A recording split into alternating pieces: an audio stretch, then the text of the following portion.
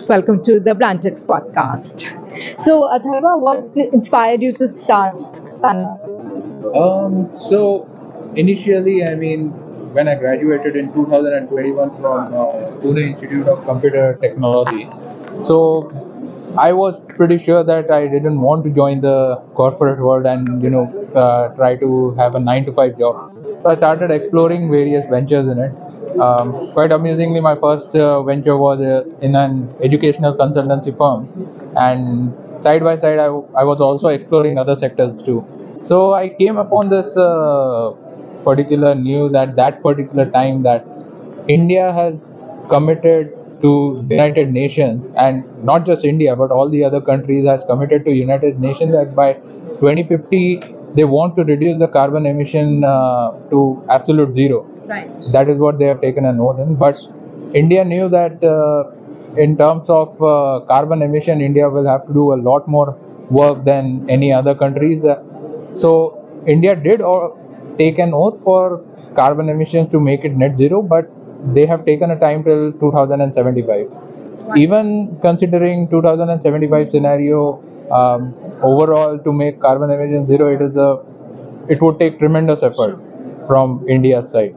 So that is what probably inspired me in this particular part, because eventually reducing carbon emissions is as good as venturing into renewable energy sector. Absolutely. And during 2021, this was the time when EVs were actually growing at that particular. There were a lot of schemes, there were a lot of subsidies which were actually coming from the government itself. So we really thought that venturing into electric vehicle charging infrastructure would be quite helpful, and could probably contribute more towards this purpose. Wonderful. So, what are the kind of solutions are you offering? So we actually offer almost all kinds of solutions. So from starting from two-wheelers electric vehicle chargers to even the buses electric vehicle chargers. Two-wheelers, you can say the power rating could start from 3.3 kilowatt, which is actually the slowest charger considered in the whole category, and it then goes up to 7.4 kilowatt, then later on 30 kilowatt, and 60 kilowatt dual gun charger is something which is quite common in today's world, and that's where most of the public charging stations are being used. And then later on comes the 240 kilowatt charger, which is actually used for buses, because naturally buses require a lot more power as compared to cars. So yeah, that is what we have actually done till now. Super. So, I believe as per the new EC norms, it's mandated to have 20% of their residential parking spaces as EV stations. So, can you elaborate more on that? Yeah.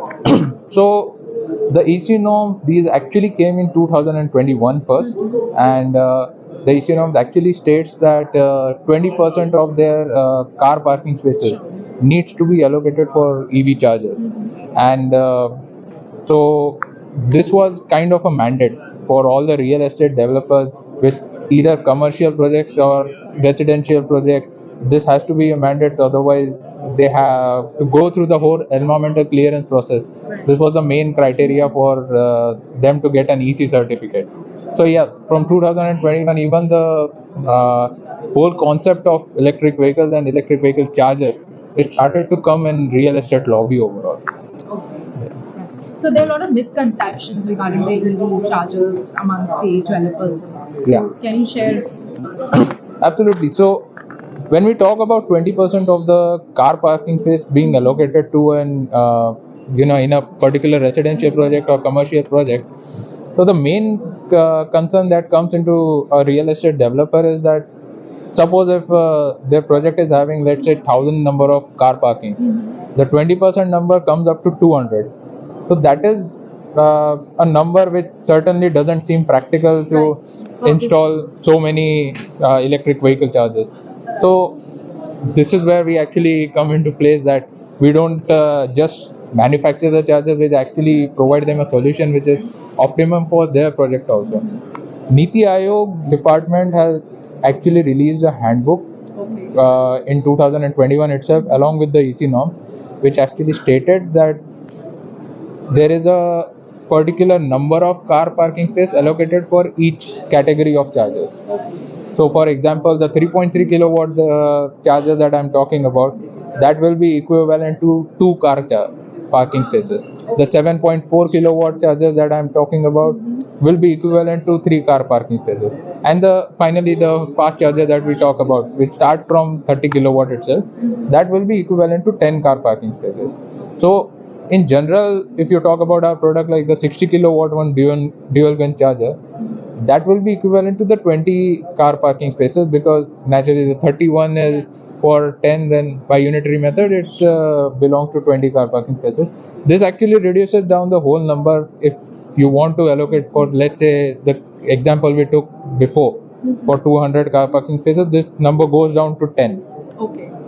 And 10 is something that if you're talking about a very big residential project, they do have common parkings allotted to their projects, and they can easily accommodate this particular number of chargers in their project.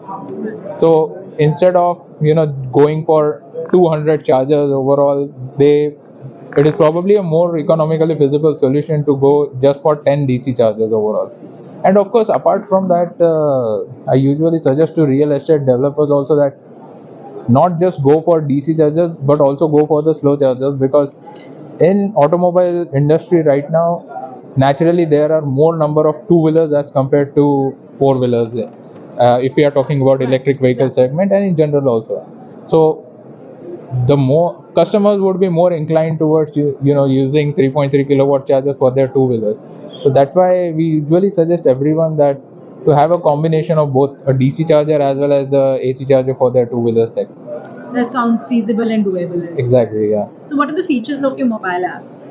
So mobile app is one thing that stands out from everything is that we have an OCPI clearance, compliance, sorry, and which usually allows our application to integrate with any sort of system that can be there in an EV mobile sector. Of course, given that we will have to communicate with the owner, like the charge point operator or the manufacturer of the charger first, but it is compliant with all the charger companies that are currently present in in India. So that is one of the things. Otherwise, if you're talking about our SunArth application, so it is available in Android app right now. It is also available on iOS, and mainly it is used to communicate our chargers and to charge the whole vehicle. Sure. And then we have our own CPMS system also. So the CPMS system is something that actually gives you the analytics of all the charging processes that you are doing with your car or maybe with two-wheelers. So that can be like number of transactions, number of units which are being consumed in a day, and some minor details also like how many amount of amperes of current is being flowed in it, the voltages. And this is not just for from client or a residential citizen point of view. Sure. Software is something which is most commonly used by the builders or the charge point operators or the cab fleet operators that are currently present in India, because this actually gives them what you can say a real world estimates about all the calculations they are doing regarding their own fleets. Okay. And which helps them to overall maintain or strategize how to go forward along with their own electric vehicles that they are having. Amazing. So what is your ask from the government? I think the government is doing their role pretty well in this. I mean, they have come up with a lot of schemes in electric vehicle sector. They have started with FAME 1, FAME 2, and now they have come up with FAME 3. The only thing I would talk about is that from government is to also maybe incline more towards the infrastructure part. Okay. Because there is a deadlock situation between infrastructure and the people who are buying EV. The people who are buying EV, they are thinking that the infrastructure is not to the sufficient amount or satisfactory amount that they can buy EV and go anywhere without having any anxiety in them. Whereas the manufacturers of the EV chargers, they usually think that if they get more support from the government point of view in infrastructure part, they can set up more and more chargers, and eventually it will be a win-win situation for every one of us. Right. Till such time hybrid would work. Right. So what's your roadmap and vision for next few years? So I think what we would be aiming at is that what the government has come up with the FAME 3 scheme is that by 2030 the government wants to introduce around 3 lakh EV buses overall in pan India, and I think that would be one of the a game changer in public transport sector, and that would definitely, I mean, help to reduce the carbon emission part that the whole Indian government is working towards, and the whole United Nation and the whole world is working towards for it. Your final words for young entrepreneurs aspiring to get in the EV sector? I think to look for the current challenges that are in this EV sector, maybe there are a lot of entrepreneurs and a lot of companies which are coming up with some technologies, and the technology will always keep on evolving. The main thing, if they can reduce, is the time required to charge an electric vehicle. Right now, one of the main issue would be, even with a fast charger, maybe the time taken by a car would be 45 to 50 minutes. If that is reduced to, let's say, 10 minutes or so, I think that would be a game changer. Absolutely. There are some technologies which are already present, and they do have this technology in which the electric vehicles do get charged in 10 minutes or so, but there has to be an equal amount of compatibility from the automobile makers also, Right. because a car, an electric vehicle, it has its own limitations, so they cannot take power more than a certain amount.